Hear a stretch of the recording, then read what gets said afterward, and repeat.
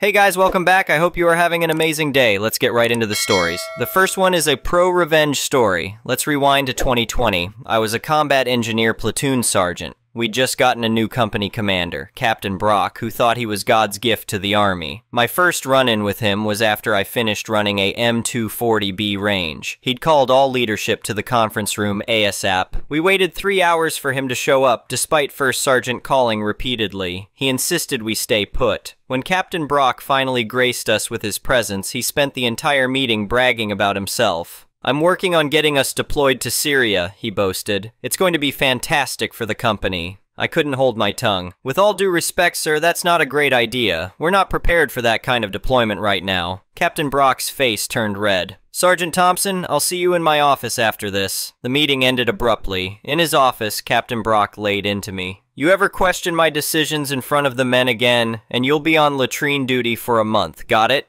This guy had been in for 15 years and never deployed once. That takes some serious effort and a lot of brown nosing. He only wanted to go now because he was up for major. A few months later, Brigade had a mission and asked for volunteers. Captain Brock volunteered me, knowing full well I'd gotten married just a week earlier. I made it crystal clear to the higher-ups that I didn't want to go. "Sorry, Thompson," my battalion commander said. "It's between you and Captain Brock." Then, a month before deployment, tragedy struck. My sister-in-law committed suicide right after miscarrying at 33 weeks. We found them both in their basement. It was devastating. I went to Captain Brock's office. "Sir, I need to take leave. My family—" He cut me off. "Negative, Sergeant. We deploy in a week. You're going." I'd had enough. I marched straight to the Command Sergeant Major's office. Within an hour, I was dropped from the deployment, but Captain Brock was so far up the battalion commander's ass that he faced zero consequences. Fast forward 8 months, Captain Brock got his wish. Headquarters platoon and one other were slotted to deploy. Of course, he picked my platoon because we had the most combat experience. Before deploying, we had to go through a month-long field exercise where we were graded on performance. By this point, I was beyond pissed. I gathered my squad leaders.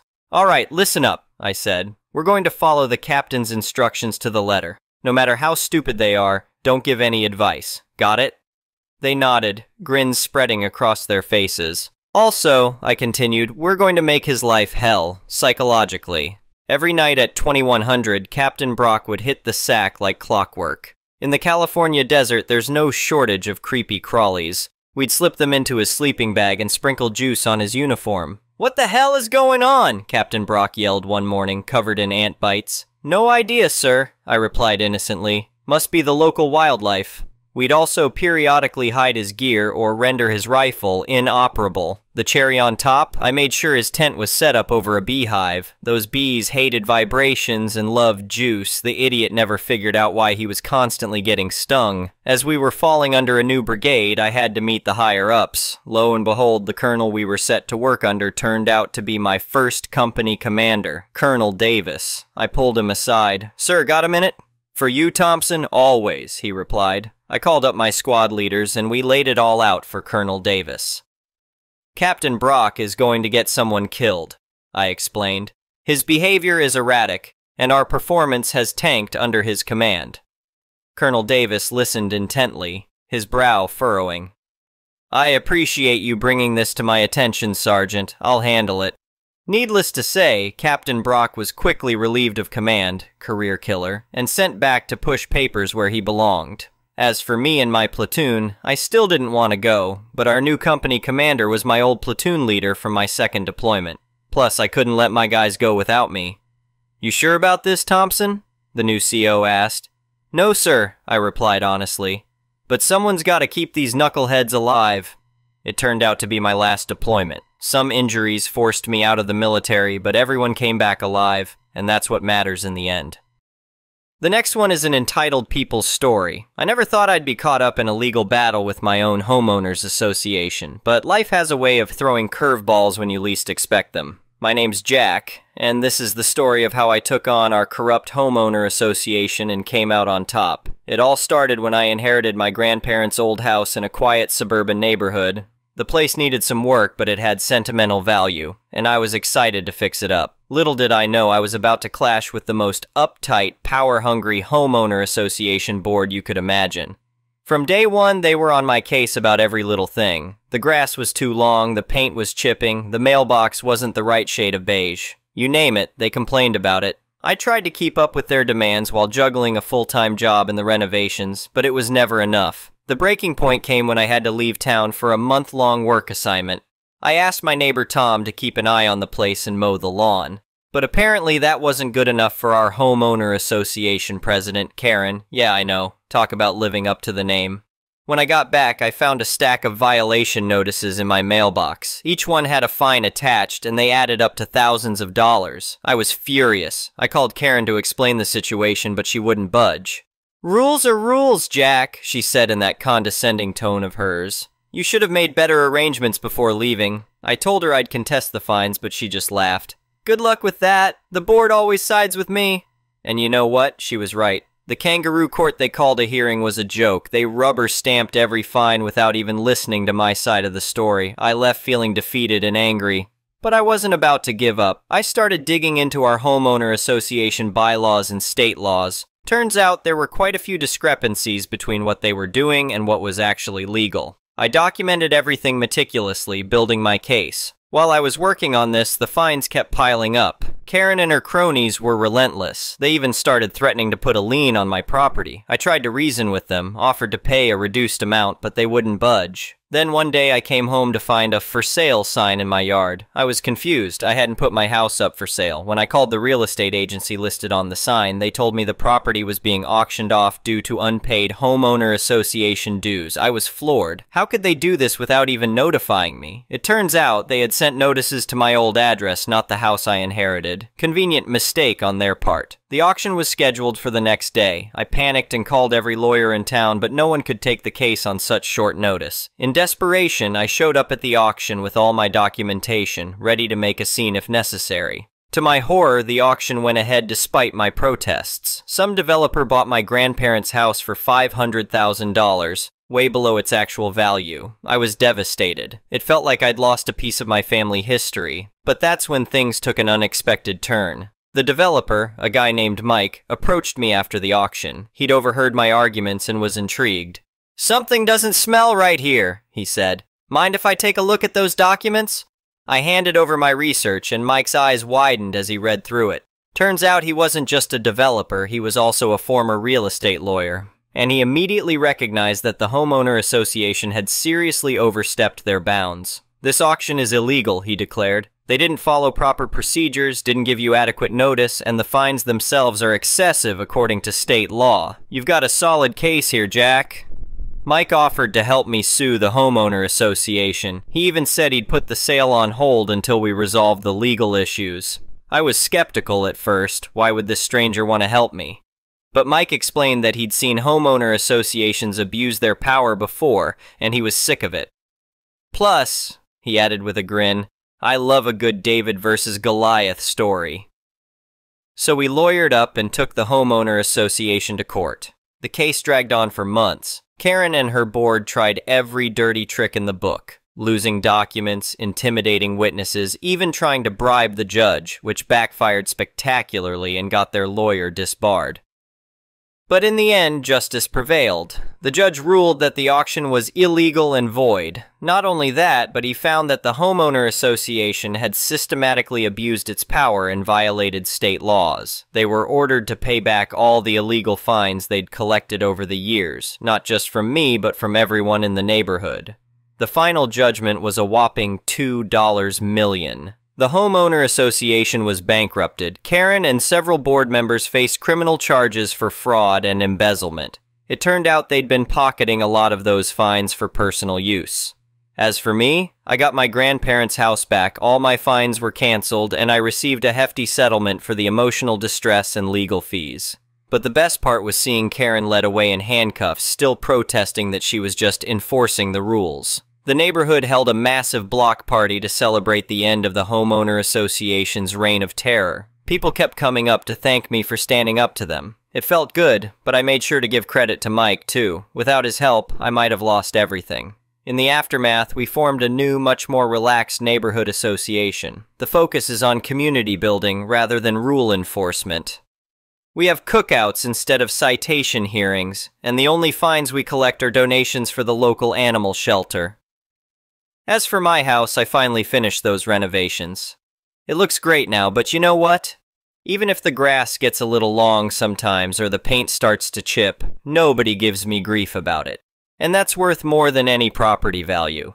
The whole experience taught me a valuable lesson. Sometimes you have to stand up and fight, even when the odds seem stacked against you. It's not always easy, and it's definitely not fun, but it's worth it to see justice done in the end. So if you're ever facing off against a corrupt homeowner association or any group that's abusing their power, remember my story. Do your research, document everything, and don't be afraid to seek help. You might just find an unexpected ally like I did with Mike, and who knows? You might end up taking down a Karen and making your community a better place in the process. The next one is a petty revenge story. Hey y'all, I, 23F, had a high school bully that was quite frankly relentless since we were in 7th grade. Now I know that it was very immature what I did, but it gave me a laugh knowing I'd never see her ever again. My elder sister came to visit and brought stink bombs, not the kind that needed to be lit, or the sprays. This stink bomb was in a thick glass, almost bullet-shaped casing. All you do is step on it or sit on it, and the liquid inside practically embeds itself into whatever object it touches before it dries. With the help of a friend, we were able to sneak it into the top small pocket of her book bag. This is important to the story because she would always sit on her backpack since she didn't like the way the chairs, benches felt on her ads. Don't ask me why, I'm not sure. But on graduation day, that's when we executed our plan and all we had to do was wait. They had us all in the gym to inspect our attire before the ceremony began. Well, little Miss Priss decided to sit on her bag while she was waiting and crack, boom! The stink bomb broke and seeped through the bag and onto her gown. She had to do the ceremony smelling like straight sewage. Unfortunately, the poor people beside her were gagging and almost throwing up during the whole thing. She never found out it was me, but seeing her embarrassment was satisfaction enough for me. The next one is a malicious compliance story. So I'm a receptionist at a bulk billing radiology practice. Radiology practices are where you get x-rays, CTs, ultrasounds, MRIs, and other associated medical scans done. Bulk billing in my country means that the scan is charged to Medicare, meaning the patient pays nothing. The great majority of our scans are bulk billed. There's only a few bulk billing practices left because Medicare funding increases by a couple of bucks every year, and inflation does not. Most of them have now gone private, but we still exist. I have no idea how. Most of the scans that aren't bulk billed are flat-out scans Medicare won't pay a cent for. The exception is pregnancy scans where they pay a ducking fraction of what they pay for other ultrasounds because the government desperately wants us all to have babies but not enough to actually do duck all to make sure people have the money to do so.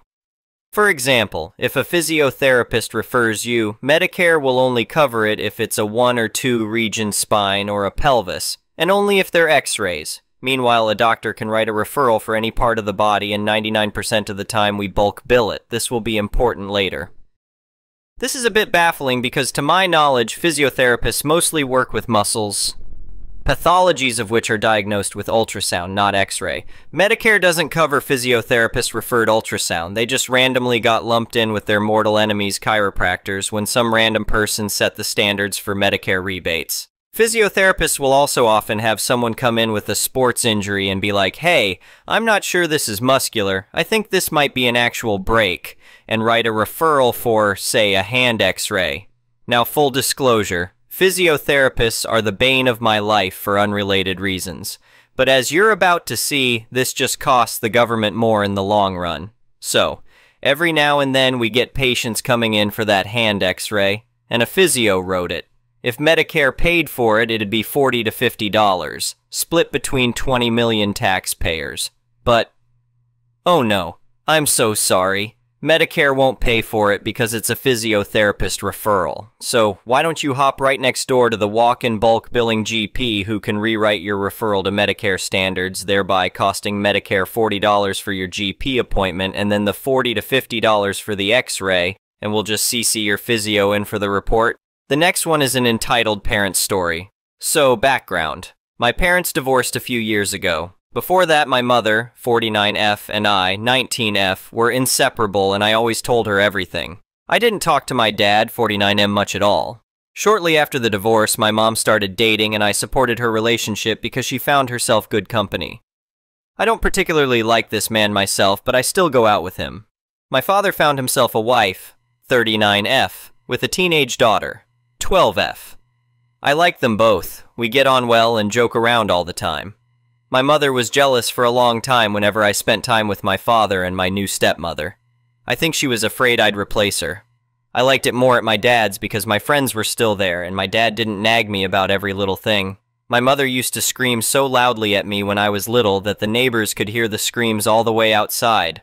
I had forgotten to do my homework or I didn't hear her calling me into the living room. I was really having fun at my dad's, but I didn't want to spend any more time in my mom's flat, so I wanted to move in on my own. The perfect opportunity came half a year ago when my grandfather's, my father's side, tenant moved out. I got to live on my own. My mom heard about this and was a little upset that I didn't wait until the end of high school to move out. Mom, good that you are moving out, so you don't have to suffer from me.